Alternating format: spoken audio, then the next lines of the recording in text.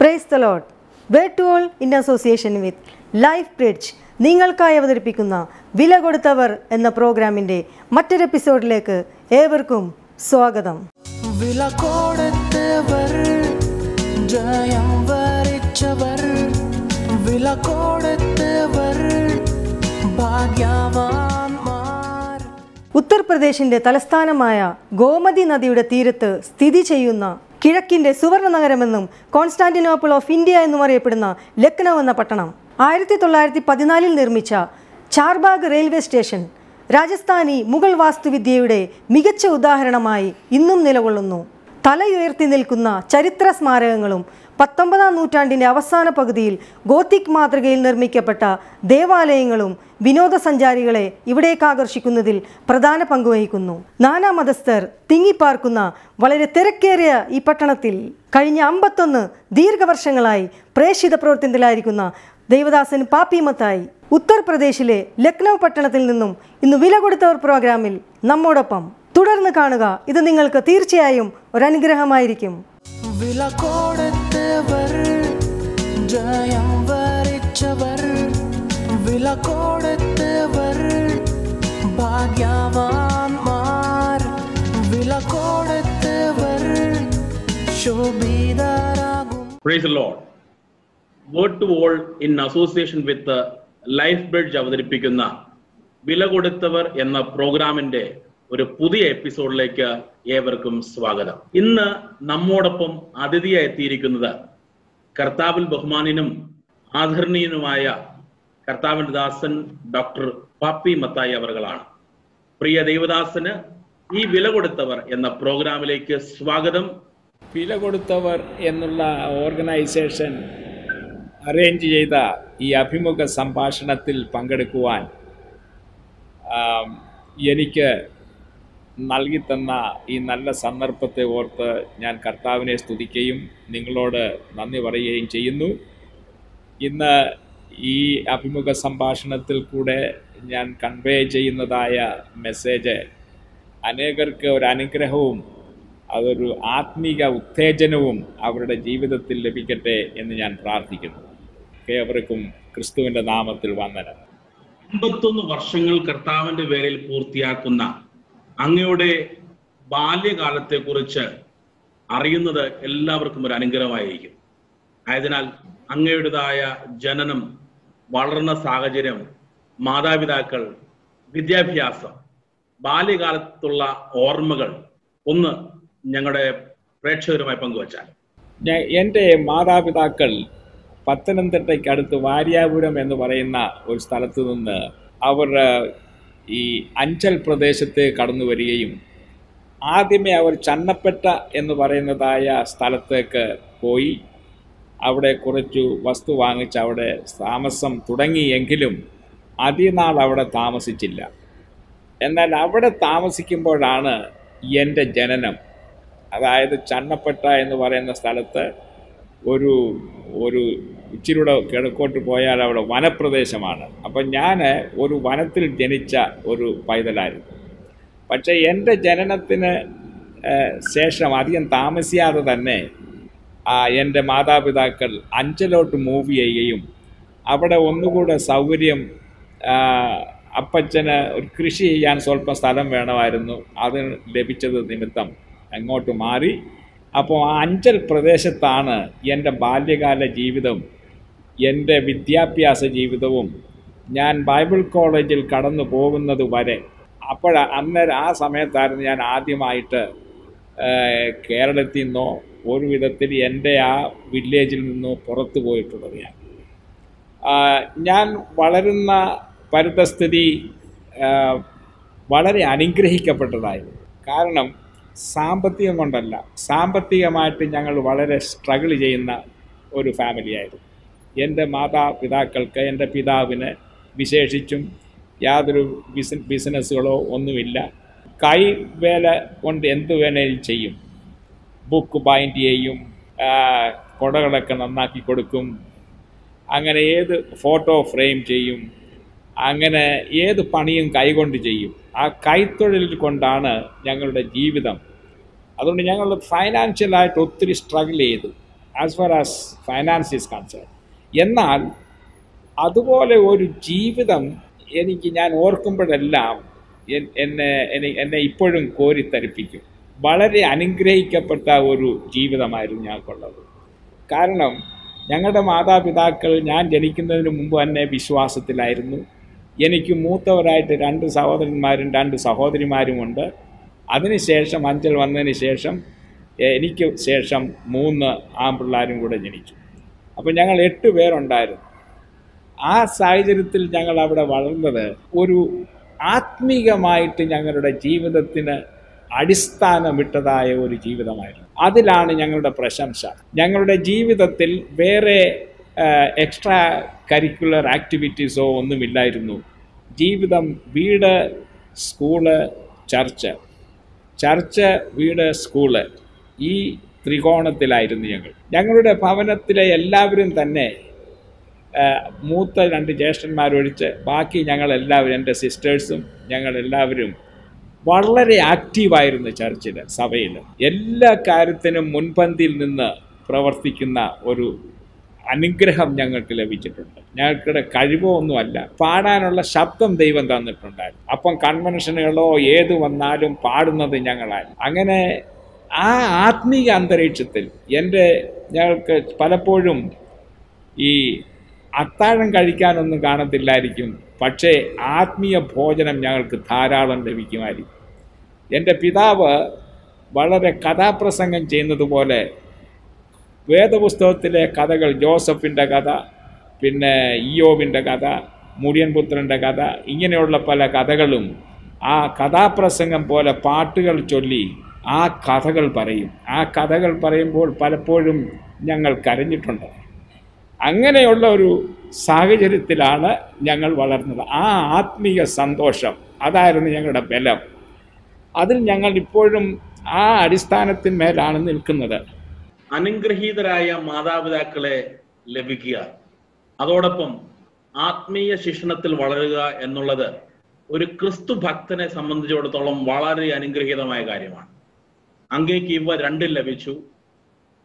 ചെറുപ്പകാലത്തിൽ തന്നെ സുവിശേഷത്തിന്റെ ആ മാധുര്യം തിരിച്ചറിയുവാൻ ദൈവം കൃപ ചെയ്തു.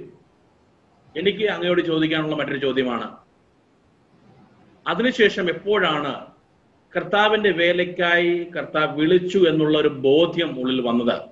പ്രത്യേകിച്ച് ഉത്തരേന്ത്യയിൽ കർത്താവിന്റെ വേലയ്ക്ക് പോയി കർത്താവിന് വേണ്ടി ആത്മാക്കളെ നേടണം എന്നുള്ള ഒരു ചിന്ത അല്ലെങ്കിൽ ഒരു വിളി എപ്പോഴാണ് തിരിച്ചറിഞ്ഞത്? അവയെക്കുറിച്ചൊന്ന് പറഞ്ഞാൽ. സുവിശേഷീകരണത്തിന് എനിക്ക് വളരെ താല്പര്യമായിരുന്നു. ഞാൻ എല്ലാ കൺവെൻഷനുകൾക്കും, എല്ലാ പരസ്യയോഗങ്ങൾക്കും, എല്ലാ നിലയിലുള്ള മീറ്റിങ്ങുകൾക്കും ഒക്കെ ഞാൻ വളരെയധികം പാർട്ടിസിപ്പേറ്റ് ചെയ്യുമായിരുന്നു. ഒരു താല്പര്യം എന്നിലുണ്ടായത് കൊണ്ട് തന്നെ എന്നെ കാണുകയും ശ്രദ്ധിക്കുകയും ചെയ്യുന്ന പല ദൈവദാസന്മാർ പറഞ്ഞു, പാപ്പി തീർച്ചയായിട്ടും സുവിശേഷകനായിട്ട് പോകുമെന്ന്. എന്നാൽ എൻ്റെ ഒരു നിലപാട്, ഭവനത്തിൽ വീട്ടിൽ സാമ്പത്തികമില്ലായിരുന്നത് കൊണ്ട് എനിക്കൊരു ജോലി ചെയ്യണം, ആ ജോലിയിൽ കൂടെ ഞാൻ സുവിശേഷ വേല ചെയ്യാം എന്നുള്ളതായിരുന്നു എൻ്റെ നിലപാട്. അങ്ങനെ ഞാൻ മുൻപോട്ട് പോകുമ്പോൾ ഞാൻ ടൈപ്പിങ്ങും ഷോർട്ട് ഹാൻഡും കൂടെ പഠിച്ചു. അപ്പം സ്റ്റെനോഗ്രാഫറായിട്ട്, അന്നൊക്കെ 50 വർഷത്തിന് മുമ്പ് സ്റ്റെനോഗ്രാഫറായിട്ടൊക്കെ ജോലി കിട്ടാൻ ഈസി ആയിരുന്നു. അപ്പോൾ അതിനുവേണ്ടി എന്നെ ഒരു എഞ്ചിനീയർ അവിടെ പണിതുകൊണ്ടിരുന്ന ഒരാൾ എന്നെ അവിടെ കൊണ്ടുപോകാം, അങ്ങനെ ജോലി വാങ്ങിച്ചു തരാമെന്നും പറഞ്ഞ് തയ്യാറായിട്ട് ഞാൻ നിൽക്കുന്ന അവസരത്തിൽ ആണ് എനിക്ക് ദൈവത്തിൻ്റെ വിളിയുണ്ടായത്. അത് ഉണ്ടായത് ഒരു ക്രൂസൈഡിലായിരുന്നു.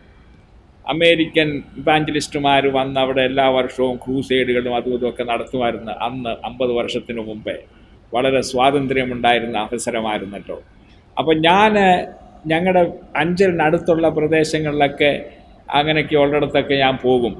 അങ്ങനെ പത്തനാപുരം എന്ന് പറയുന്ന ആ സ്ഥലത്ത് ഒരു ക്രൂസൈഡ് നടക്കുമ്പോൾ അവിടെ വോളണ്ടിയറായിട്ട് ഞാനും കൂടെ പോയി.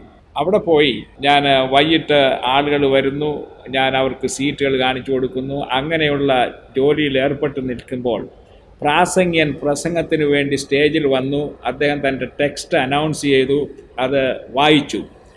പെട്ടെന്ന് എനിക്ക് എൻ്റെ അന്തരീക്ഷം മുഴുവനും ഞാൻ മറന്നു. ഞാൻ എവിടാണെന്നും ഞാൻ എന്തു ചെയ്യുകയാണെന്നും അത് കുറച്ച് സെക്കൻഡ് മാത്രമേ അത് നിലനിന്നുള്ളൂ. പക്ഷേ ആ ഫ്യൂ സെക്കൻഡിൽ, ചില സെക്കൻഡുകൾ കൊണ്ട് ദൈവത്തിൻ്റെ വിളി എനിക്ക് ലഭിച്ചു. അത് ആ സാഹചര്യം മറന്ന് ഞാൻ ദൈവം എന്നോട് സംസാരിച്ചു. ഓഡിബിളായിട്ടല്ല, എൻ്റെ ഹൃദയത്തിൻ്റെ അന്തർഭാഗത്തു നിന്നൊരു ശബ്ദം. അത് വളരെ ക്ലിയറായിട്ട് ഞാൻ അന്തരിച്ചിട്ട്, it was an inner voice. I heard so very clearly. എൻ്റെ വേലയ്ക്ക് വേണ്ടി നീ പോവുക. ആ വിളിച്ച ആ സമയം തന്നെ ഞാൻ എവിടെയാണ് എൻ്റെ സുവിശേഷീകരണത്തിൻ്റെ മേഖല, ആ മണ്ഡലം എവിടെയായിരിക്കും കൂടെ എൻ്റെ ഹൃദയത്തിൽ പ്ലാൻ ചെയ്തു ഈ പരിശുദ്ധാത്മാവ്. എവിടെ? സൗത്ത് ഇന്ത്യയിലല്ല, നോർത്ത് ഇന്ത്യ. നോർത്ത് ഇന്ത്യയിൽ എവിടാണെന്ന് ക്ലിയർ ആയിട്ടല്ല, പക്ഷേ നോർത്ത് ഇന്ത്യയിൽ പോകണം. ആ ശബ്ദവും വളരെ ക്ലിയറായിട്ട് എനിക്ക് അനുഭവപ്പെടുകയും അവിടെ നിന്നുകൊണ്ട് ഞാൻ യെസ് എന്ന് ദൈവത്തോട് പറഞ്ഞു. അതാണ് എൻ്റെ വിളിയുടെ ആരംഭം. എനിക്കറിയാം എൻ്റെ ചോദ്യങ്ങൾക്കൊരു പരിമിതി ഉണ്ടാകും. കാരണം 50 വർഷങ്ങൾക്ക് മുമ്പ്, അതായത് ഞാനൊക്കെ ജനിക്കുന്നതിന് മുമ്പുള്ളൊരു സമയമാണ്. ആ സമയത്തുള്ള യാത്രാ സൗകര്യങ്ങളെ കുറിച്ച് നമുക്ക് വളരെ വ്യക്തമല്ല കാര്യങ്ങൾ. പാസ്റ്റർ ഓർത്തെടുത്താൽ ആ സമയത്തുള്ള യാത്ര എങ്ങനെയായിരുന്നു? കേരളത്തിൽ നിന്ന് നോർത്ത് ഇന്ത്യയിലേക്ക് എങ്ങനെയാണ് വന്നത്? ആദ്യമായിട്ട് നോർത്ത് ഇന്ത്യയിലേക്ക് വന്ന് ഇറങ്ങിയപ്പോൾ ഉണ്ടായ അനുഭവം എന്താണ്? ആ അനുഭവങ്ങളും ആ യാത്രകളൊക്കെ ഒന്ന് പറയാമോ? അപ്പം അന്ന് ദക്ഷിണയിൽ വരേണ്ടത്, എങ്ങനെ വരേണ്ടത്, ഏത് റൂട്ടാണെന്ന് എനിക്കറിയത്തില്ലല്ലോ. അപ്പം റെയിൽവേയിൽ അന്വേഷിച്ചപ്പം അന്ന് ഇന്നത്തെ ട്രെയിന് ഡൽഹി, ട്രിവാൻഡ്രം എന്നൊക്കെ ഉള്ള അത്രയും ട്രെയിനുകളൊന്നുമില്ല. ദർ വാസ് വൺ ട്രെയിൻ, ഒരു ട്രെയിൻ ഉണ്ടായിരുന്നു ചെന്നൈയിൽ നിന്ന് ലക്നൌവിലേക്ക്. അത് ചെന്നൈ ലക്നൗ എക്സ്പ്രസ് എന്ന് പറയും. അപ്പം ഞാൻ ആദ്യമേ ചെന്നൈയിൽ വരണം. ചെന്നൈയിൽ വരുന്നതിന് ഒരു ദിവസം മുമ്പേ ഈ ട്രെയിൻ പിടിക്കണമെങ്കിൽ ഒരു ദിവസം മുമ്പേ ചെന്നൈ വന്നിട്ട് അവിടെ ഒരു രാത്രി തങ്ങി പിറ്റേന്ന് ആ ലക്നൗ വരുന്ന ആ എക്സ്പ്രസ് ട്രെയിനിനകത്ത് കയറി യാത്ര ചെയ്താണ് ലക്നൗ എന്ന്. അന്നേരം ഒരു ഓർത്തോണം, അന്ന് 4 ദിവസത്തെ യാത്രയാണ്.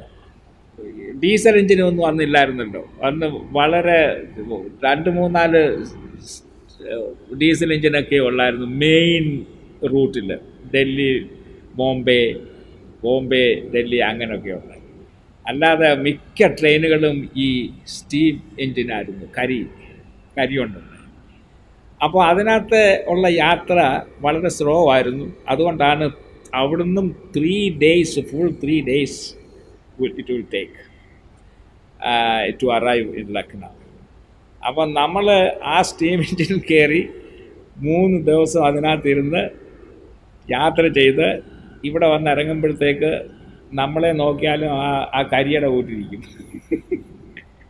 അങ്ങനെയുള്ള ഒരു സാഹചര്യത്തിലാണ്. That's how and I arrived here in the month of May on 17th, May 17th. സമ്മറിൻ്റെ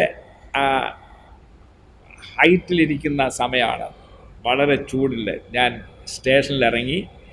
അന്ന് ഇവിടെ ഒരു അമേരിക്കൻ ഹസ്ബൻഡ് ആൻഡ് വൈഫ് ടീമുണ്ട്, ഒരു എൽഡർലി കപ്പിൾ, അസംബ്ലീസ് ഓഫ് ഗോഡിൻ്റെ ഇവിടെ ലക്നൌവിൽ. അപ്പം ഞാൻ ബൈബിൾ കോളേജിൽ പഠിച്ചപ്പോൾ എനിക്ക് ഞങ്ങളുടെ പ്രിൻസിപ്പളായിരുന്ന ബ്രദർ ആൻഡ്രൂ മക്ഡമിറ്റ് എന്നോട് ഇവിടുത്തെ ഈ സായിപ്പ് ചോദിച്ചു, ആരെങ്കിലും അവിടെ ഉണ്ടോ നിങ്ങളുടെ ഗ്രാജുവേറ്റ്സിൻ്റെ ഇടയിൽ, അപ്പം ഇവിടെ വന്ന് പ്രവർത്തിക്കാം. അപ്പം പുള്ളി പറഞ്ഞു, ഇവിടെ nobody is there, but there is one young fellow here telling he wants to be an evangelist in North India. So if you are interested in seeing, you can invite him. അങ്ങനാണ് ദൈവം വഴി തുറന്നത്. നമ്മുടെ നാട്ടിലാണെങ്കിൽ, കേരളത്തിലാണെങ്കിലുള്ള ഭക്ഷണം, അല്ലെങ്കിൽ കേരളത്തിലെ കാലാവസ്ഥ, ഇതൊക്കെ സാധാരണ മലയാളിയെ സംബന്ധിച്ചിടത്തോളം വളരെ ശരീരത്തിന് ഇണങ്ങുന്നതും, നമ്മുടെ നാട്ടിലെ ആഹാരം നമുക്ക് എപ്പോഴും ഇഷ്ടപ്പെടുന്നതുമാണ്. എന്നാൽ നോർത്ത് ഇന്ത്യയിൽ വരുമ്പോൾ ആഹാരം തികച്ചും വ്യത്യസ്തമാണ്. കാലാവസ്ഥയാണെങ്കിൽ ഒന്നുകിൽ ഭയങ്കര ചൂട് അല്ലെങ്കിൽ ഭയങ്കര തണുപ്പ്. നോർത്ത് ഇന്ത്യ വന്ന് ഈ കാലാവസ്ഥകളോടും ഭക്ഷണ രീതികളോടും പ്രത്യേകിച്ച് ഇവിടുത്തെ സംസ്കാരങ്ങളോടും എങ്ങനെയാണ് അഡ്ജസ്റ്റ് ചെയ്യാൻ പറ്റിയത്? എങ്ങനെയാണ് അതിനോട് ഏകീഭവിച്ചു പോകുവാൻ കഴിഞ്ഞത്? ഒന്നാമത് നമ്മൾ തന്നെ ഒന്ന് തീരുമാനിക്കണം, ഒന്നറിഞ്ഞിരിക്കണം. എന്നെ ആര് വിളിച്ചു, എന്തിനു വിളിച്ചു, എവിടെ വിളിച്ചു, അത് നമ്പർ 1. അങ്ങനെയെങ്കിൽ അവിടുത്തെ സംസ്കാരം നമുക്ക് നല്ലതുപോലെ അറിയത്തില്ലെങ്കിലും ആ സംസ്കാരത്തിന്, വേദപുസ്തകത്തിന് വിരുദ്ധമല്ലാത്ത ഏത് സംസ്കാരവും നമ്മൾ സ്വീകരിച്ച് അതിനോട് ഇണങ്ങിച്ചേരുവാൻ ദൈവം തന്നെ കൃപ തരും. ദൈവം എന്നെ ഇവിടെ വിളിച്ചുവെങ്കിൽ ദൈവം അത് നോക്കിക്കൊള്ളും. അതുകൊണ്ട് എനിക്ക് ഇവിടെ വന്നപ്പം എനിക്ക് വളരെ സന്തോഷമായിരുന്നു. എനിക്കൊരു കുഴപ്പവും ഉണ്ടായില്ല. കാരണം ദൈവം എന്നെ സഹായിച്ചു എന്ന് മാത്രമേ എനിക്ക് പറയാനുള്ളൂ. ഇവിടുത്തെ ചില സംസ്കാരങ്ങൾ, ഇവിടുത്തെ ഭക്ഷണ രീതിയാണെങ്കിൽ അതിനേക്കായി വിഷമമുള്ളതാണ്. ബ്രദർ പറഞ്ഞതുപോലെ നമ്മുടെ ഭക്ഷണം എന്ന് പറയുന്ന ഒരു സ്പെഷ്യലാണ്. നമുക്കതാണ്, എനിക്കിപ്പോഴും അതാണ് ഏറ്റവും കൂടുതലായിട്ട് ഇണങ്ങുന്നത്. ഇടയ്ക്ക് ഞാൻ പൂർണ്ണമായും ഈ നോർത്ത് ഇന്ത്യൻ ഭക്ഷണം മാത്രമാണ് കഴിച്ചുകൊണ്ടിരുന്നത്. ചപ്പാത്തിയുടെ കൂടെ ദാള്, ഇതൊക്കെയാണ് നമുക്ക് ഈ ദാളെന്നൊക്കെ പറയുന്നത്. നമ്മുടെ ദാളെന്നൊക്കെ പറയുന്നത് അത് വെച്ചാൽ തന്നെ ഒരു രുചിയുണ്ട്, വെക്കേണ്ടതുപോലെ വെക്കുമ്പം. എന്നാൽ ഇവിടെ വന്നപ്പോൾ ഇതൊക്കെ ഇച്ചിരി വിഷമമായിരുന്നെങ്കിലും അത് വിഷമമായിട്ട് ഞാൻ എടുത്തില്ല. കാരണം I must be prepared to identify myself. ഇവിടുത്തെ ആ ഭക്ഷണ രീതിയും ഇവിടുത്തെ സംസ്കാരത്തിനുമെല്ലാം അതിനോട് ഇടചേർന്ന് ഇണങ്ങി പോകുവാനുള്ള കൃപ ദൈവം തന്നു. പിന്നെ കാലാവസ്ഥയെ സംബന്ധിച്ചിടത്തോളം അതൊരു ചലഞ്ചായിരുന്നു. നിങ്ങൾക്കെല്ലാവർക്കും അറിയാമല്ലോ, അതൊരു ചലഞ്ച് തന്നെ ആയിരുന്നു. പക്ഷേ ദൈവകൃപ, ദൈവത്തോടുള്ള അനുസരണത്തിൽ നാം എവിടെയായിരിക്കുന്നുവോ അവിടെ ജീവിക്കുവാനുള്ള കൃപയും ദൈവം തരും. അതിൽ ദൈവം വിശ്വസ്തനാണ്. നാം വിശ്വസ്തനായിരുന്നാൽ മതി, ദൈവം വിശ്വസ്തനായിരിക്കും. അതുകൊണ്ട് ഭക്ഷണ രീതി, ഇവിടുത്തെ കാലാവസ്ഥ, ഇവിടുത്തെ കൾച്ചർ, ഇതെല്ലാം നല്ലതായിട്ടുള്ളതിനെ സ്വീകരിച്ച് അതിലിണങ്ങിച്ചേരുക, അവരോട് കൂടെ ആയിരിക്കുക. അങ്ങനെ അതിനുള്ള ഒരു കൃപ ദൈവം തന്നു. അത് ഇതുവരെയും അങ്ങനെ പോകുന്നു. എനിക്ക് വലിയ വിഷമം അതിൽ തോന്നിയിട്ടില്ല. അങ്ങനെ ആ സമയത്ത് ദൈവസന്നിധിയിൽ സമർപ്പിച്ചു. ആ സമയത്ത് ദൈവം ചെയ്ത ചില അത്ഭുതങ്ങൾ, ദൈവിക കരുതലുകൾ, ഇവയൊക്കെ ഒന്ന് പറയാമോ? അത്ഭുതങ്ങൾ എന്ന് പറഞ്ഞാൽ suddenly I have seen any miracle working or anything. I began to experience God's move. ദൈവത്തിൻ്റെ ആ പരിശുദ്ധാത്മാവിൻ്റെ ചലനം ഇവിടെ അനുഭവിക്കുവാൻ തുടങ്ങി.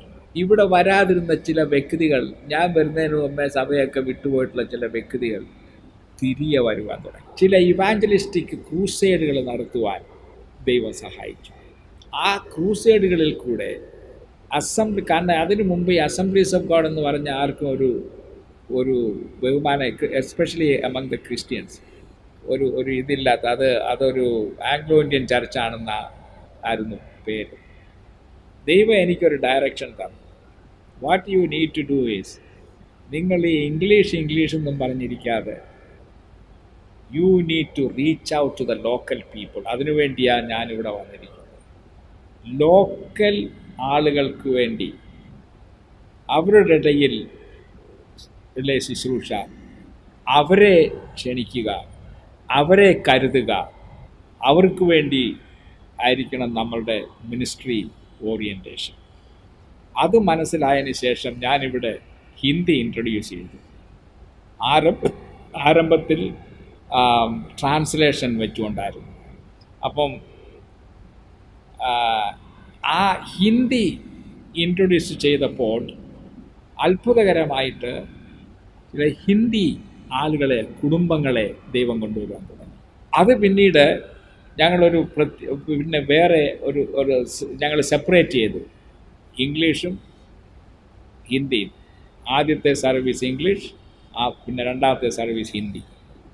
അപ്പോൾ അങ്ങനെ അതും കൂടെ വന്നപ്പോൾ, കാരണം ഇംഗ്ലീഷും ആവശ്യമായിരുന്നു, കാരണം ഇത് ക്യാപിറ്റൽ സിറ്റി ആയിരുന്നതുകൊണ്ട് എഡ്യൂക്കേറ്റഡ് ആയിട്ടുള്ള ആളുകളുണ്ട്, പിന്നെ വെളിയിൽ നിന്നൊക്കെ വരുന്ന ആളുകളുണ്ട്, സൗത്തിൽ നിന്നൊക്കെ വരുന്ന ആൾ ജോലി പ്രമാണിച്ചും. അപ്പോൾ അവരും ഇങ്ങനൊരു പെന്തക്കോസ്ത് ചർച്ച് ഉണ്ടെന്ന് പറയുമ്പോൾ അവിടെ വരൂ. അങ്ങനെ അതുകൊണ്ട് രണ്ടും വളരുവാൻ തുടങ്ങി. അങ്ങനെയാണ് ഞങ്ങളുടെ ചർച്ച് ഒരു വിധത്തിൽ പറഞ്ഞാൽ നമ്മുടെ കർത്താവ് മരിച്ചവരെ ഉയർത്തെഴുന്നേൽപ്പിക്കുക മാത്രമല്ല, മരിച്ചു കിടക്കുന്ന ചർച്ചിനെ കൂടെ ഉയർത്തെഴുന്നേൽപ്പിക്കും. So I have actually experienced the miracle of a resurrection of a dead church. അതോടൊപ്പം പാസ്റ്റർ യൗവന പ്രായത്തില് നോർത്ത് ഇന്ത്യയിൽ കടന്നു വന്നു. പിന്നീട് എപ്പോഴായിരുന്നു ദേവദാസന്റെ വിവാഹം? എത്ര മക്കളുണ്ട്? സുവിശേഷ വേലയിൽ പ്രിയ കർത്തദാസിയുടെ പങ്ക് എന്തായിരുന്നു? അങ്ങ് അനുഭവിച്ച വെല്ലുവിളികൾ, അങ്ങയുടെ സഹധർമ്മിണിയുടേതായ പങ്കാളിത്തം എപ്രകാരമായിരുന്നു? അവയെക്കുറിച്ചൊന്ന് പറയാമോ? ഞാൻ ഇവിടെ വന്നത് ഞാൻ പറഞ്ഞതുപോലെ 1970 മെയ് 17 ഞാൻ വിവാഹം കഴിച്ചത് 1972 ഏപ്രിൽ 6. ഇപ്പം 2 വർഷത്തിന് ശേഷം. വിവാഹത്തിന് ഒരു ദിവസം മുമ്പേ മുഖമെങ്കിലും ഒന്ന് കണ്ടിട്ട് വരാമെന്ന് വിചാരിച്ച് അവിടെ പോയി. ഞാൻ അവളോട് ചോദിച്ചു, എനിക്ക് ജോലിയൊന്നുമല്ല, ഞാനൊരു മിഷണറിയാണ്, അങ്ങനെ സപ്പോർട്ടും ഒന്നുമില്ല, അങ്ങനെ ഒന്നുമില്ല, എൻ്റെ കൂടെ വരാൻ സന്തോഷമാണോ എന്ന്. അവൾ എന്നോട് ഒരു വാക്കേ പറഞ്ഞു, I will be where you are. അത് മാത്രമേ പറഞ്ഞു. അങ്ങനത്തെ ഡെഡിക്കേഷനും കൊണ്ട് വന്നവളാണ് അവൾ. ഇവിടെ വന്നതിന് ശേഷം അത് പ്രൂവ് ചെയ്തു. അവർക്ക് ഇവിടുത്തെ ആദ്യത്തെ 2 വർഷം during summer time she went through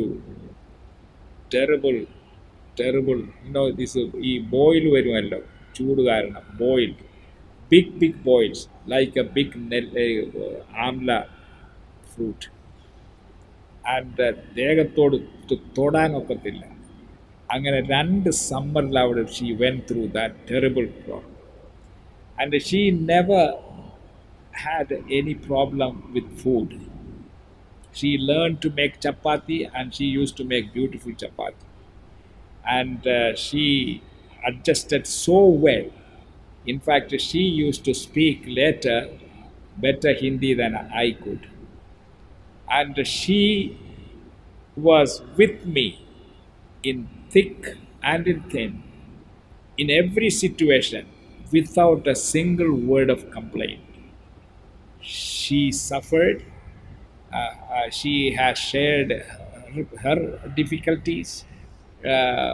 We had difficulties, we have problems, but so we both shared together. And she was always with me. And we have 3 children. God has blessed us with 3 children. And as far as my wife's participation in the ministry, she was never an outspoken person. അവൾക്ക് ഒരു ലീഡർഷിപ്പും അവിടെ കയ്യിലെടുത്ത് കൊടുത്താലും she would not accept. She said, എന്നേക്കായി കഴിവുള്ള സഹോദരിമാരുണ്ട്, അവർക്ക് കൊടുക്കാം. She had a very silent ministry. If you understand what silent ministry is, in that silent ministry, she impacted hundreds and hundreds of people. And in fact, I would say about 90-95% of the success of the ministry that we experienced was because of her only. She was silent. She would not interfere with anybody's business. But so many people have been blessed. And this was understood during her funeral. a funeral time was a real celebration. The 95% വിജയം എൻ്റെ ശുശ്രൂഷയിൽ, ഞങ്ങളുടെ ശുശ്രൂഷയിൽ അനുഭവിക്കാനിടയായത് എൻ്റെ wife മൂലമാണ്. അവളുടെ വിശ്വസ്തത, അവളുടെ പ്രയർ, അവൾക്കൊരു സൈലൻ്റായിട്ടുള്ള ministry. So many people, girls and also young ladies and elderly ladies used to come. വന്ന് അവിടെ അടുത്തിരുന്ന് സംസാരിച്ച്, അവിടെ സംസാരം തന്നെ വളരെ സോഫ്റ്റാണ്. You have to listen very carefully. അങ്ങനത്തെ ഒരു സഹോദരിയായിരുന്നു അവൾ. പക്ഷേ അവളെ ഒരു പ്രാവശ്യം കണ്ടവർ ഒരിക്കലും അവളെ പിന്നെ മറക്കത്തില്ല. അവളുടെ ശുശ്രൂഷ എന്ന് പറഞ്ഞാൽ അങ്ങനെയുള്ള ഒരു ശുശ്രൂഷയായിരുന്നു. She had a constant smile on her face always. And anyone who comes, she will not leave without at least a cup of tea. And the way she brings for her funeral,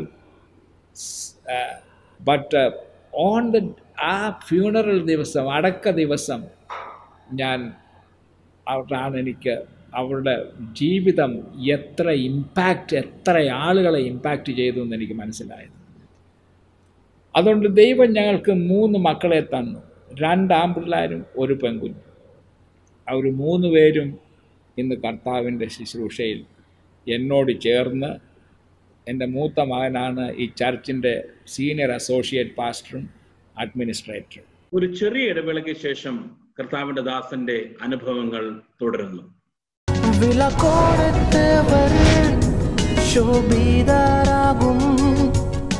My grandfather called me and my younger brother to assist him in a plot to murder my father. An ambulance coming to our house with my mom. On the other side of the house, he created this huge fire. Rejected, tortured, sexually abused. Now the oldest son, James, is living a life that is not at all what they ever hoped it would be. LifeBridge presents JC Life Talks, Life and Leadership Lessons.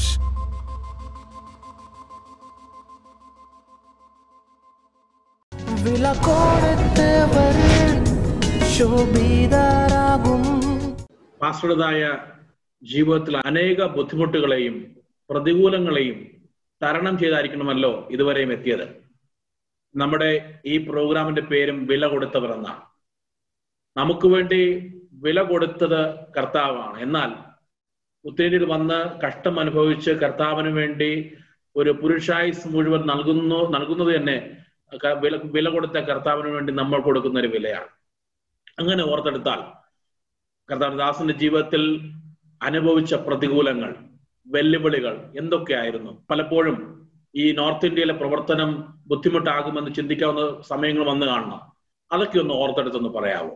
ഞാൻ തിരിച്ചു പോകാനായിട്ട് ഒരിക്കലും, എത്ര കഷ്ടവും വെല്ലുവിളിയൊക്കെ ഒരുപാടുണ്ടായിരുന്നു എങ്കിലും ഞാൻ ഒരിക്കലും തിരികെ പോകുന്ന പ്രശ്നമേ ഉയർന്നിട്ടില്ല. കാരണം എന്നെ വിളിച്ചത് ഇതിനു വേണ്ടിയാണ്. അപ്പോൾ ഇവിടെ നിന്ന് ഓടിപ്പോകുക എന്ന് പറയുന്ന ദൈവത്തിന് അവിശ്വസ്തതയാണ്. അതുകൊണ്ട് ഏത് കഷ്ടം വന്നാലും ഇവിടെ നിൽക്കുക, നമ്മൾ അവനെയൊക്കെ അഭിമുഖീകരിക്കുക. ആ സമർപ്പണം ഇല്ലാതെ ആര് വന്നാലും അവർ ഇവിടെ നിൽക്കത്തില്ല. എന്നെ വിളിച്ച ഇതിനു വേണ്ടിയാണ്, ഇവിടത്തേക്കാണ്. അതുകൊണ്ട് ഞാൻ ഇവിടെ തന്നെ നിൽക്കണം. കാരണം ദൈവം വിളിച്ചവൻ, അവനൊരു കാരണമുണ്ട്, അവനൊരു ഉദ്ദേശമുണ്ട് നമ്മളെക്കുറിച്ച്. ആ ഉദ്ദേശം നിറവേറ്റും, ദൈവം നിറവേറ്റും. അത് ഞാനൊരു ഉദാഹരണമാണ്. അത് ദൈവം നോക്കുന്നത് നമ്മളെ ഏൽപ്പിച്ചതിന് നാം വിശ്വസ്തരാണോ എന്നുള്ളതാണ്. നമ്മളെ 5 ആത്മാക്കളെ നമ്മുടെ കയ്യിൽ ഏൽപ്പിച്ചാൽ ആ 5 ആത്മാക്കളെ നോക്കുന്നതിൽ നാം വിശ്വസ്തരാണോ? അങ്ങനെയെങ്കിലാണ് നമുക്ക് പിന്നെ 50 പേരെ തരുന്നത്. ആ 50 പേരെ ശുശ്രൂഷിക്കുന്നതിൽ നാം വിശ്വസ്തരാണോ? അങ്ങനെയാണ് നമുക്ക് ദൈവം, അങ്ങനെയാണ് 500 പേരെ തരും. അപ്പം ഏത് ചെറിയ കാര്യത്തിൽ, കർത്താവ് തന്നെ അതല്ലേ പറഞ്ഞേ, നിങ്ങൾ ചെറിയ കാര്യത്തിൽ വിശ്വസ്തരായിരുന്നു, ഇനിയും നിനക്ക് ഞാൻ വലിയ കാര്യങ്ങളെ തരും എന്ന് കർത്താവ് പറയത്തില്ലേ? അപ്പം നമ്മൾ എത്ര വിശ്വസ്തരായിരിക്കുന്നു എന്നാണ് ദൈവം ആദ്യമേ നോക്കുന്നത്. വെല്ലുവിളി എന്ന് പറയുന്ന ഒരുപാട് വെല്ലുവിളികളുണ്ടായിരുന്നു. കാരണം ഇവിടെ വന്നപ്പം ഞാൻ ഒത്തിരി ആഗ്രഹിച്ചാണ്, ഞാൻ ഈ പ്രയാസങ്ങളിൽ കൂടെയൊക്കെ കടന്നു പോകുമ്പം ആരുമില്ല ഒന്ന് കൂടിയിരിക്കാനോ, ഒന്ന് ഷെയർ ചെയ്യാനോ, ഒന്ന് പ്രാർത്ഥിക്കാനോ ആരുമില്ല. എന്തോ വന്നാലും നമ്മൾ തന്നെത്താനെ സഹിച്ചോണം. അത് നമുക്ക് ദൈവകൃപ അന്നേരം തരും. നമ്മുടെ ആവശ്യം അനുസരിച്ച് ദൈവം കൃപ തരും. അതുപോലെ തന്നെ പ്രിയ ആന്റിയെ കുറിച്ച് പറഞ്ഞു, ദീർഘവർഷങ്ങൾ ഒരു നിശബ്ദമായി കർത്താവിന്റെ വേല ചെയ്തു. എന്നാൽ കർത്താവിന്റെ സമയമായപ്പോൾ കർത്താവ് തന്റെ സന്നിധിയിലേക്ക് തിരികെ വിളിച്ചു. ഇന്ന് കർത്താവ് വിശ്രമിക്കുന്ന പ്രിയ ദൈവദാസിയുടെ അനുഭവങ്ങളെ കുറിച്ച് പറഞ്ഞു. എന്നാൽ ഇന്ന് സാധാരണയായി സുവിശേഷ വേലയിൽ അനേക കുടുംബങ്ങളിൽ ഒരുമിച്ച് ഒരു മനസ്സോടെ ഉത്തരേന്ത്യയിൽ പ്രവർത്തിക്കുക എന്നുള്ളത് ശ്രമകരമാണ്. അങ്ങനെ വളരെയധികം വെല്ലുവിളി അനുഭവിക്കുന്ന കുടുംബങ്ങളോട്, ദൈവദാസിമാരോട്, ആ ദൈവദാസന്റെ അനുഭവത്തിൽ നിന്ന് ദൈവദാസി അങ്ങയുടെ ജീവിതത്തിൽ ഉണ്ടാക്കിയ പ്രതിഫലനം, അല്ലെങ്കിൽ സുവിശേഷ വേലയിലുള്ള ആ ഒരു സഹകരണം, അത് ഒന്ന് ചേർത്ത് വെച്ചുകൊണ്ട് എന്താണ് കുടുംബങ്ങളോട് പറയാനുള്ളത്? അങ്ങനെയുള്ള ദൈവദാസിമാരോട് എന്താണ് പറയാനുള്ളത്? എനിക്ക് പറയാനുള്ളതേ ഉള്ളൂ, നിങ്ങൾ ഒരു നിങ്ങളുടെ ഭാര്യയായി ഒരു വ്യക്തിയെ നിങ്ങൾ അന്വേഷിക്കുന്നുവെങ്കിൽ ആദ്യമേ ദൈവത്തോടത് പറയുക.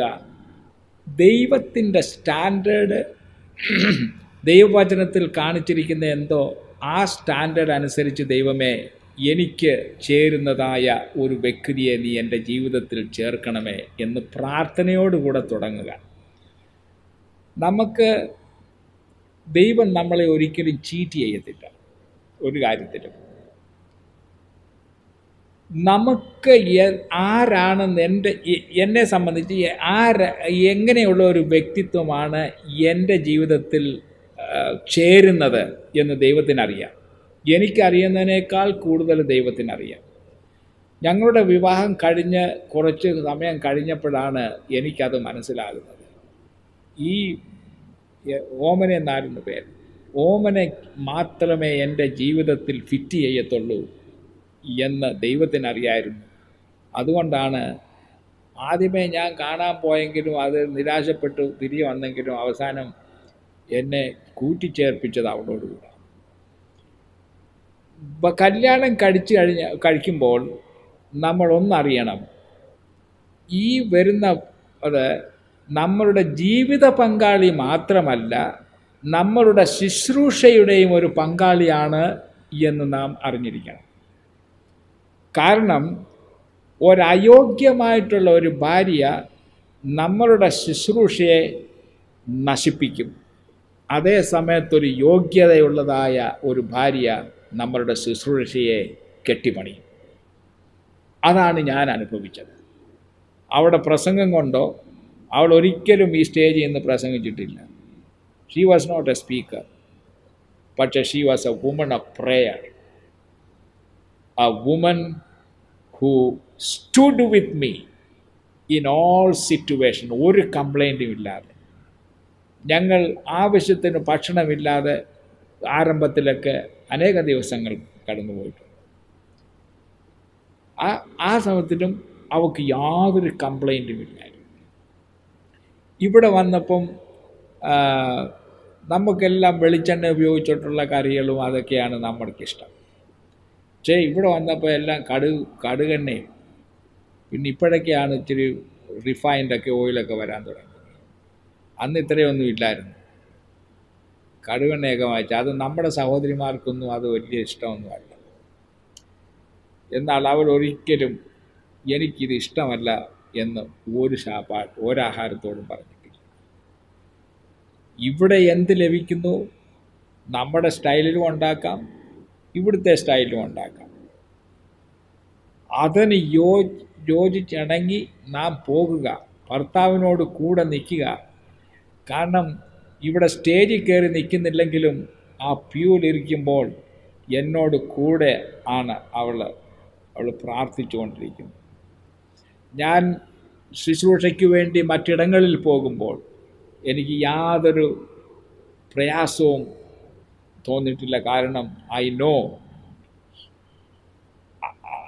അപ്പോൾ അവളാരെ കുഞ്ഞുങ്ങളെ നോക്കുന്നതും എല്ലാ കാര്യങ്ങളും ആ സമയത്തും അവൾ ചെയ്തു. എല്ലാം നല്ലത്. അപ്പം ഒരു കാര്യത്തിനും ഒരു കംപ്ലൈൻ്റ് ഇല്ലാതെ നമ്മൾ സഹിക്കുക, നമ്മൾ ഒരുമിച്ചായിരിക്കുക. ശുശ്രൂഷയിൽ we are not only partners of life but also partners of ministry in the ministry. അത് നമ്മൾ മനസ്സിലാക്കും. പങ്കാളികളാണ് നാം, ജീവിത പങ്കാളികളും ശുശ്രൂഷ പങ്കാളികളുമാണ്. പിന്നെ കുഞ്ഞുങ്ങൾ വരുമ്പോൾ ആ കുഞ്ഞുങ്ങൾക്കും അത് മനസ്സിലാകണം, ഞാൻ എൻ്റെ പേരൻസിനോട് കൂടെയാണ് ഈ ശുശ്രൂഷയിൽ. അവർക്ക് ചിന്തിക്കാനുള്ള സമയമാകുമ്പോൾ അവർക്കത് മനസ്സിലാകണം.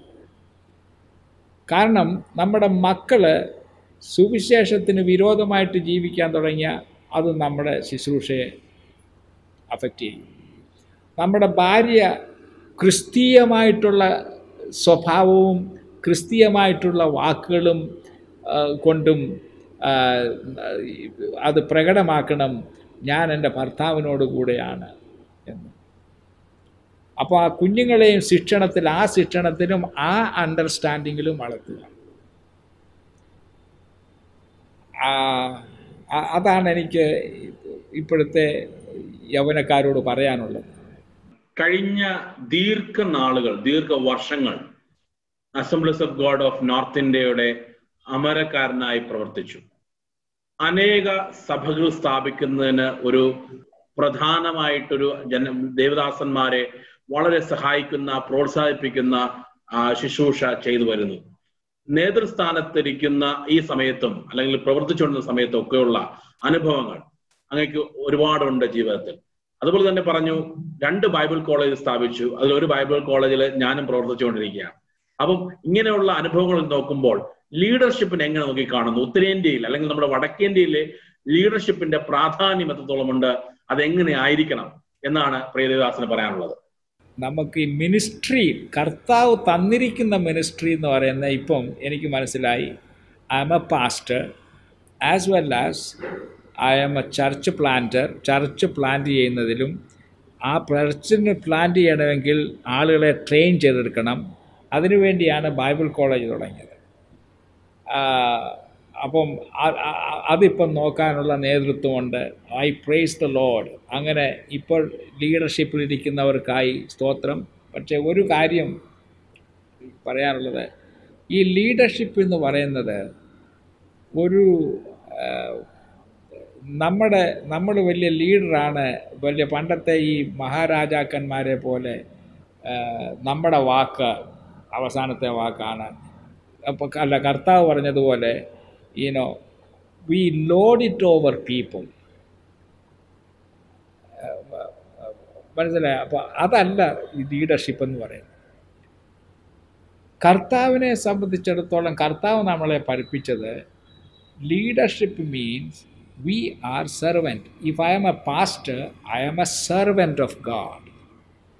അപ്പം our ministry is to serve the Lord by serving people.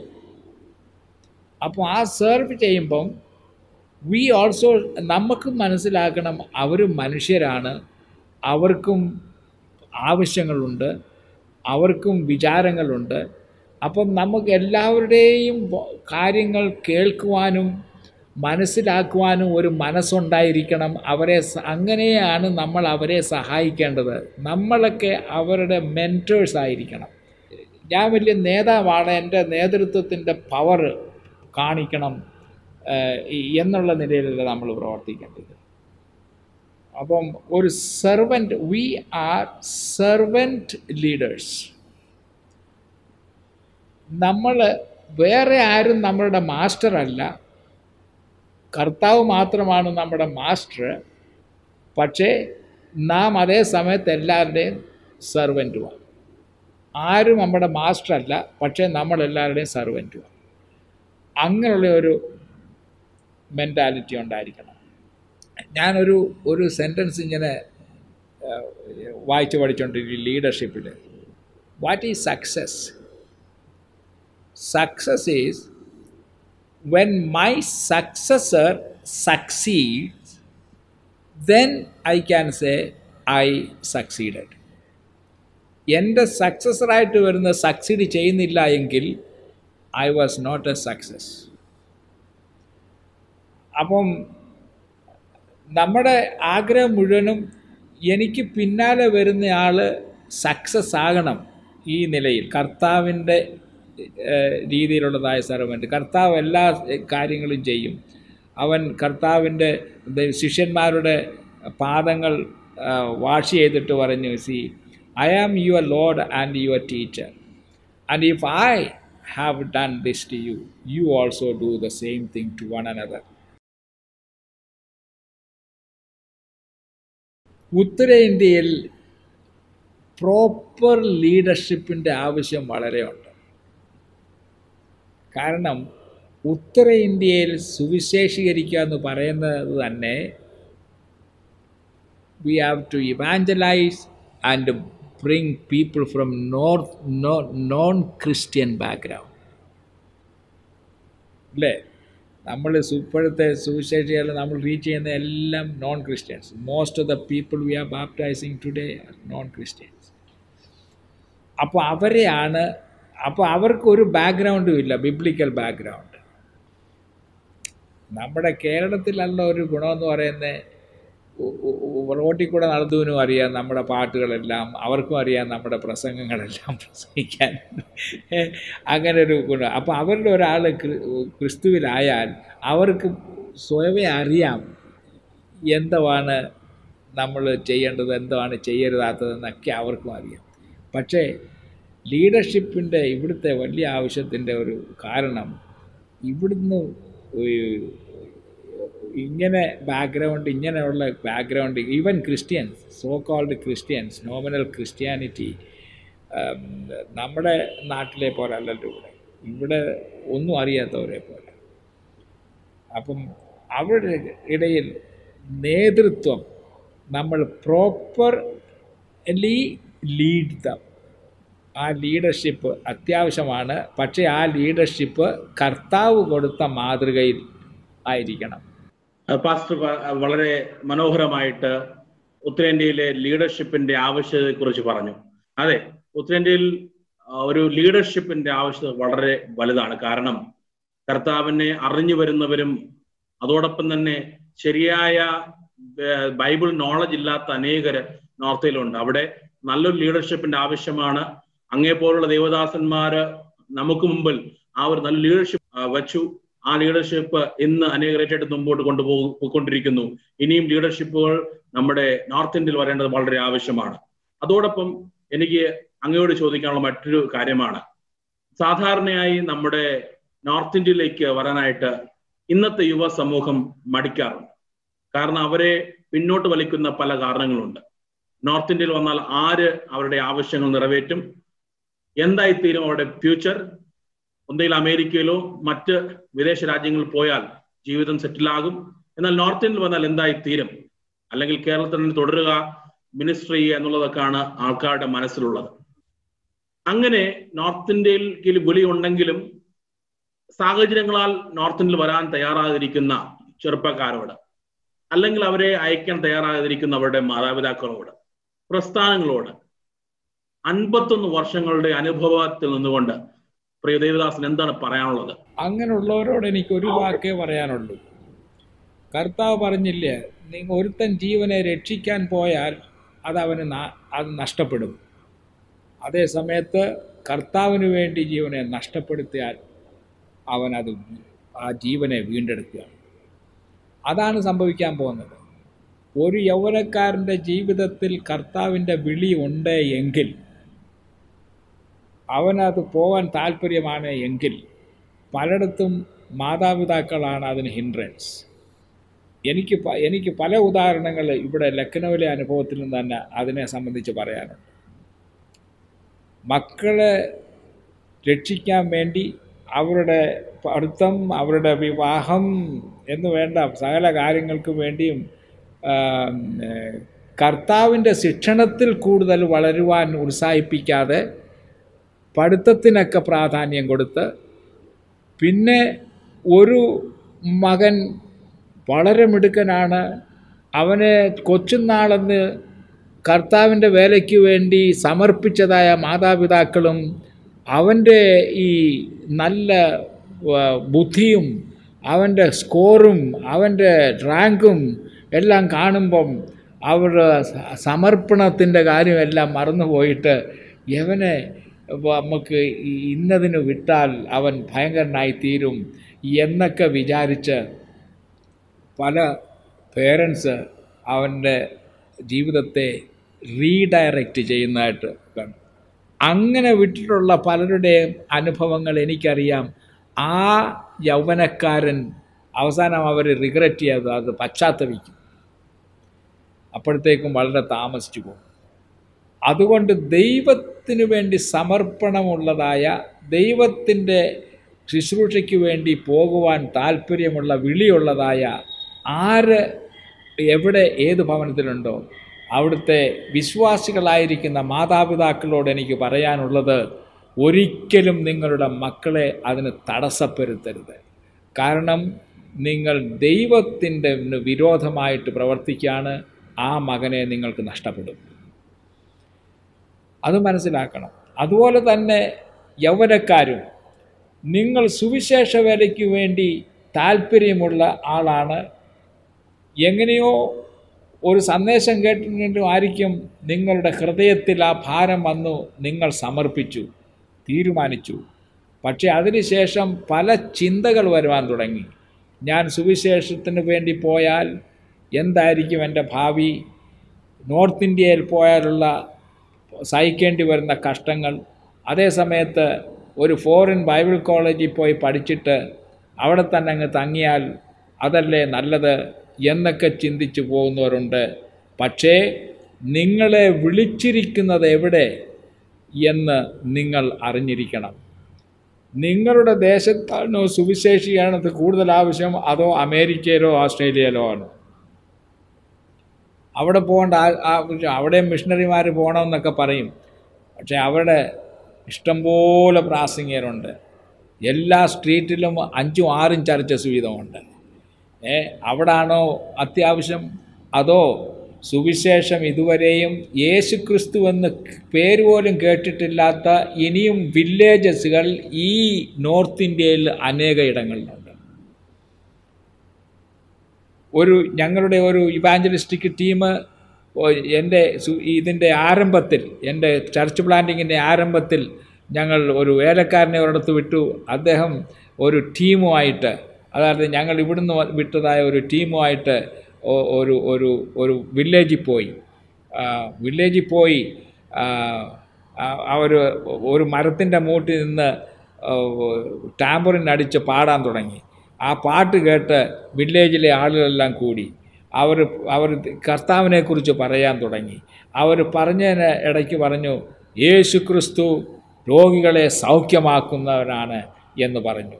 ഇത് കേട്ടുടനെ അവിടെ നിന്നിരുന്ന ആളുകളെല്ലാം കൂടെ ഓടി, അവിടെ ഒരു ജീപ്പിലാണ് പോയെ. ആ ജീപ്പിൽ ഇച്ചിരി ദൂരെ പാർക്ക് ചെയ്തിട്ട് വെക്കുന്നത്, ഓടി അതിന് ചുറ്റിനും അങ്ങ് നിന്നു, ജീപ്പിന് ചുറ്റിനും. എവരും പുറകെ പോയി, നിങ്ങളെന്തോ ഓടി ഇവിടെ വന്നിരിക്കുന്നേ? അവരെന്തോ പറഞ്ഞതെന്നറിയാമോ? ഞങ്ങൾക്ക് ആ മരുന്ന് വേണം. കാരണം വില്ലേജിലൊക്കെ ഉള്ളവരെല്ലാവരും സോക്കേടുകാരാണ്.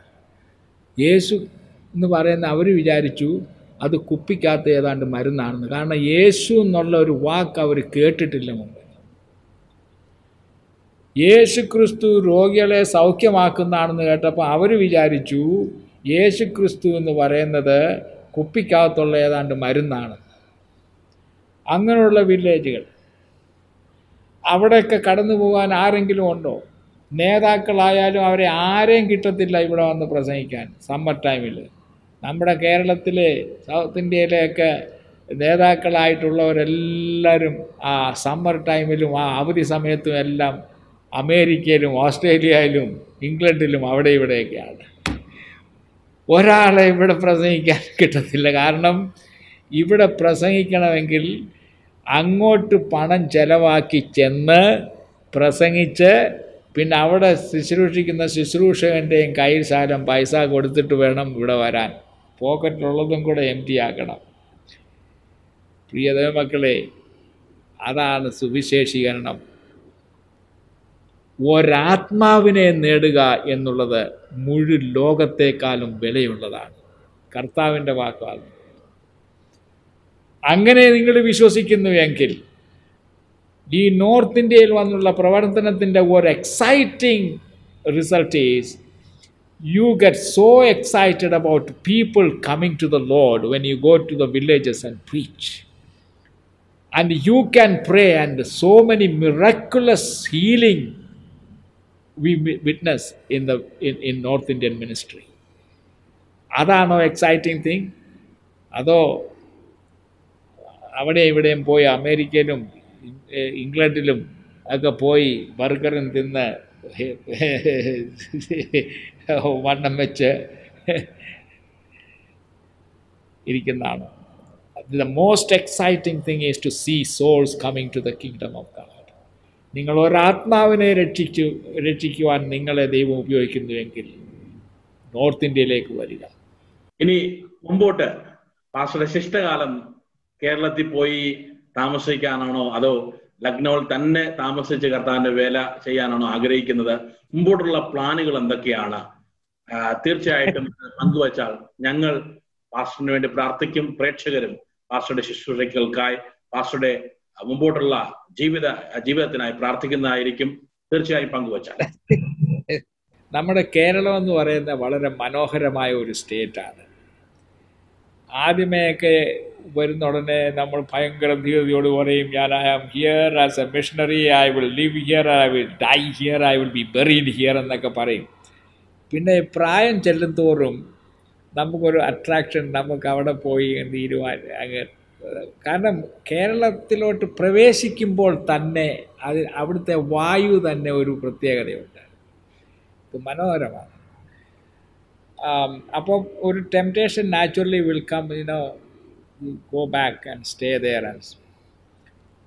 But at the same time, I cannot be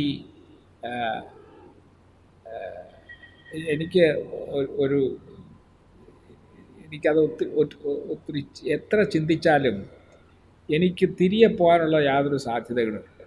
കാരണം എനിക്ക് അവിടെ ഒന്നുമില്ല. അവിടെ ചെന്നാൽ താമസിക്കാനോ, എൻ്റെ ബന്ധുക്കളൊക്കെ അവിടെയൊക്കെ ഉണ്ട്, നോ പ്രോബ്ലം. അതിന് വല്ലപ്പോഴും ഒന്ന് കടന്നു പോയി, വർഷത്തിൽ 2 പ്രാവശ്യമെങ്കിലും ഒന്ന് പോയി ഒരാഴ്ച 2 ആഴ്ചയൊക്കെ നിന്ന് എല്ലാവരെയൊക്കെ കണ്ട് ഒക്കെ വരണമെന്നുണ്ട്. പക്ഷേ ഇപ്പം കഴിഞ്ഞ വർഷം തന്നെ ഞാൻ 3 പ്രാവശ്യം കേരളത്തിൽ പോകേണ്ടതായിരുന്നു കൺവെൻഷനുകൾക്ക് വേണ്ടി. എല്ലാം തയ്യാറാക്കിയതാണ്. പക്ഷേ ലോക്ക്ഡൗൺ മൂലം എല്ലാം ക്യാൻസൽ ചെയ്തേണ്ടി വന്നു. സോ തിരികെ പോയി താമസിക്കുക, അവിടെ ചിലവഴിക്കുക എന്ന് പറയുന്നത് ഒരസാധ്യമായിപ്പം. കാരണം ഞാനും എൻ്റെ ഭാര്യയും ഇവിടെ പ്രവർത്തിച്ച് ഈ 5 സ്റ്റേറ്റുകളിൽ, ഞാൻ തുടങ്ങിയപ്പം 9 സ്റ്റേറ്റ് ഉണ്ടായിരുന്നു. പക്ഷേ പിന്നീട് അധികം താമസിയാതെ 5 സ്റ്റേറ്റുകളിൽ ഇത്രയും 100 കണക്കിന് ചർച്ചസുകളായി, 100 കണക്കിന് യൗവനക്കാരെ ട്രെയിൻ ചെയ്ത് മിഷണറിമാരായിട്ട് അയച്ചു, ബൈബിൾ കോളേജുകൾ സ്ഥാപിച്ചു. ഇനിയും തുടർന്നും എൻ്റെ വിഷൻ എന്ന് പറയുന്നത് കുറേ ആളുകളെ കൂടെ ട്രെയിൻ ചെയ്ത് കുറേ ചർച്ചസുകൾ കൂടെ സ്ഥാപിക്കണം, പ്ലാന്റ് ചെയ്യണം എന്നുള്ള താല്പര്യം. പിന്നെ പുറകാലെ വരുന്നതായ ഈ ആളുകളെ, എൻ്റെ മിനിസ്ട്രി മുമ്പോട്ടുള്ളത് ഇതാണ്: minister to the ministers and teach the believers. That is my ministry. പാസ്റ്റർമാരുടെ കോൺഫറൻസുകൾക്കും സെമിനാറുകൾക്കും ഒക്കെ പോവുക, പാസ്റ്റർമാരോട് സംസാരിക്കുക. ഇനിയും വരുന്നതായ ഒരു ജനറേഷനിലെ ന്യൂ ജനറേഷൻ, അവരെ ദൈവവചനത്തിൽ കൂടെ അവരെ ശുശ്രൂഷിക്കുക എന്നുള്ളതാണ് എൻ്റെ ആഗ്രഹം മുൻപോട്ടുള്ളത്. പ്രിയ ദേവദാസന്റെ അനുഗ്രഹീതമായ ഉത്തരേന്ത്യൻ പ്രേക്ഷിത പ്രവർത്തനാനുഭവങ്ങളാണ് നാം കേട്ടുകൊണ്ടിരുന്നത്. നീണ്ട 51 വർഷങ്ങളിലെ നോർത്ത് ഇന്ത്യയിലെ പ്രവർത്തന പരിചയ അനുഭവങ്ങൾ, നേരിട്ട വെല്ലുവിളികളെ വിശ്വാസപൂർവം നേരിട്ട് അവയെ അതിജീവിച്ച് ഉത്തരേന്ത്യയിലെ കാലാവസ്ഥയെയും ഇവിടുത്തെ ഭക്ഷണ രീതികളെയും വിശ്വാസത്താൽ നേരിട്ട് അതിനോട് ഏകീഭവിച്ച് കർത്താവിന്റെ രാജ്യത്തിന് വേണ്ടി ശക്തനായി പ്രവർത്തിച്ച ദൈവത്തിന്റെ ദാസനാണ് നമ്മോട് അനുഭവങ്ങൾ പങ്കുവച്ചത്. ഈ അനുഭവം നിങ്ങൾ കേട്ടുകൊണ്ടിരിക്കുകയായിരുന്നു. അദ്ദേഹം പറഞ്ഞതുപോലെ ദൈവമാണ് വിളിച്ചത് എന്നുള്ള ഉറപ്പുണ്ടെങ്കിൽ നിങ്ങൾക്ക് നോർത്ത് ഇന്ത്യയിൽ കടന്നു വരാം. ദൈവം വിളിച്ചു എന്ന് ഉറപ്പുണ്ടെങ്കിൽ 51 വർഷങ്ങൾക്ക് മുമ്പ് അന്ന് ഇന്നത്തെ പോലെ വാഹന സൗകര്യങ്ങളില്ല, ഇന്നത്തെ പോലെ സഹായിക്കുവാൻ സപ്പോർട്ടിംഗ് ഏജൻസികളില്ലായിരുന്നു. എന്നാലും വിശ്വാസത്താൽ ഉത്തരേന്ത്യയിലേക്ക് വന്നു.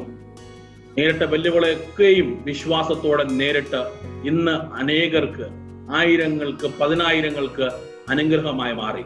നിങ്ങൾക്ക് വിളിയുണ്ടെങ്കിൽ എന്തുകൊണ്ട് മടിച്ചു നിൽക്കുന്നു? നിങ്ങൾ നോർത്ത് ഇന്ത്യയിലേക്ക് കടന്നു വരണം. നോർത്ത് ഇന്ത്യയിൽ അനേക ഗ്രാമങ്ങൾ ഇന്നും യേശുവിനെ അറിയാതെ ഇട്ടുണ്ട്. നോർത്ത് ഇന്ത്യയിൽ അനേക ഗ്രാമങ്ങൾ ഇന്നും യേശു ക്രിസ്തുവിനെ അറിഞ്ഞിട്ടില്ല. രക്ഷിക്കപ്പെടുവാൻ, യേശുവിനെ അറിയുവാൻ അനേകരുണ്ട്. നമ്മുടെ മുമ്പിൽ കൊറോണ പോലുള്ള മഹാമാരി അനേക ജീവനെടുക്കുമ്പോൾ നമ്മൾ വെളിയുള്ളവരായി നമ്മൾ സൗത്ത് ഇന്ത്യയിൽ ഇരുന്നിട്ട് കാര്യമില്ല, കേരളത്തിൽ ഇരുന്നിട്ട് കാര്യമില്ല. നമ്മൾ വരണം, പ്രവർത്തിക്കണം. നിങ്ങൾക്ക് പൂർണ്ണ സമയ സുവിശേഷ വേലയ്ക്ക് വേണ്ടി വരുവാൻ കഴിയുന്നില്ലെങ്കിൽ നിങ്ങൾക്ക് കിട്ടുന്ന ഇടവേളകളിൽ നിങ്ങൾക്ക് നോർത്ത് ഇന്ത്യയിൽ വരാം. ദൈവദാസന്റെ ശുശ്രൂഷകൾ അതുപോലുള്ള ഉത്തരേന്ത്യൻ പ്രവർത്തനങ്ങളിൽ നിങ്ങൾക്ക് വന്ന് പങ്കാളികളായി തീരാം. അതിനും കഴിയുന്നില്ലെങ്കിൽ നിങ്ങൾക്ക് ഇവിടുത്തെ പ്രവർത്തനങ്ങൾ ഓർത്ത് പ്രാർത്ഥിക്കാം. പ്രത്യേകിച്ച് ലക്നൗ അസംബ്ലീസ് ഓഫ് ഗോഡ് നേതൃത്വത്തിൽ നടത്തപ്പെടുന്ന എല്ലാ പ്രവർത്തനങ്ങളെയും, ഉത്തരേന്ത്യയിലുള്ള എല്ലാ പ്രവർത്തനങ്ങളും ഓർത്ത് പ്രാർത്ഥിക്കാം. അതോടൊപ്പം തന്നെ ദൈവദാസന്മാരെ പ്രാർത്ഥനയിലും സാമ്പത്തികപരമായി നിങ്ങൾക്ക് സഹായിക്കാം. അത് ഉത്തരേന്ത്യൻ പ്രവർത്തനം വളരെ അനുഗ്രഹമായി തീരും. വളരെ വിലപ്പെട്ട സമയം വില കൊടുത്തവർ ടീമിനായി, ഇത് കേൾക്കുവാൻ പോകുന്ന ദൈവമക്കൾക്കായി പാസ്റ്റർ മാറ്റിവെച്ചതിനായി വില കൊടുത്തവരുടെ പേരിലുള്ള നന്ദി ഞാൻ ഓർപ്പിക്കുന്നു. ദൈവം ദൈവദാസനെ അനുഗ്രഹിക്കട്ടെ. ദൈവദാസൻ പറഞ്ഞതുപോലെ തുടർന്നുള്ള ആ ഒരു ശുശ്രൂഷയിൽ ദൈവം കൂടിരിക്കട്ടെ. കർത്താവിന്റെ മഹത്വമേറിയ ശുശ്രൂഷയിൽ അങ്ങ് ചെയ്ത എല്ലാവിധമായ കോൺട്രിബ്യൂഷനും വരുന്ന നാളിൽ പ്രതിഫലാർഹമാണ്. ഞങ്ങൾ പാസ്റ്ററിന് വേണ്ടി പ്രാർത്ഥിക്കും. ദൈവം അനുഗ്രഹിക്കട്ടെ. ഈ പ്രോഗ്രാം നിങ്ങൾക്ക് അനുഗ്രഹമായെന്ന് ഞങ്ങൾ പൂർണ്ണമായും വിശ്വസിക്കുന്നു. മറ്റുള്ളവർക്കും ഇത് അനുഗ്രഹമായി തീരേണ്ടതിന് നിങ്ങൾ ഈ പ്രോഗ്രാം ലൈക്ക് ചെയ്യുക, ഷെയർ ചെയ്യുക. ദൈവം നിങ്ങളെ അനുഗ്രഹിക്കട്ടെ. അടുത്ത എപ്പിസോഡിൽ ഒരു അനുഗ്രഹീത ദൈവദാസന്റെ അനുഗ്രഹീത അനുഭവമായി ഞങ്ങൾ വീണ്ടും വരുന്നു. കാത്തിരിക്കുക. ദൈവം എല്ലാവരെയും അനുഗ്രഹിക്കട്ടെ. Thank you so much. വില കൊടുത്തവർ, ജയം വരിച്ചവർ, വില കൊടുത്തവർ ഭാഗ്യവാന്മാർ. 3 മാസം കൊണ്ട് ബെഡിൽ നിന്ന് ഇറങ്ങാതെ നടക്കാൻ കഴിയാതിരുന്ന എൻ്റെ പിതാവ് പ്രാർത്ഥിച്ച് 3-ാമത്തെ ദിവസം രാവിലെ ബെഡിൽ നിന്ന് എഴുന്നേറ്റ് ചർച്ചിൽ നടന്നുപോയി.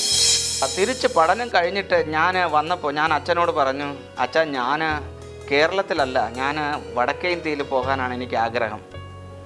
അപ്പം അദ്ദേഹത്തിൻ്റെ മുഖം ഒന്ന് വാടി. ഏതായാലും ദൈവത്തിൻ്റെ കൃപ കൊണ്ട് അന്നത്തെ അതെല്ലാം സർവൈവ് ചെയ്യുവാൻ കർത്താവ് കൃപ ചെയ്തു.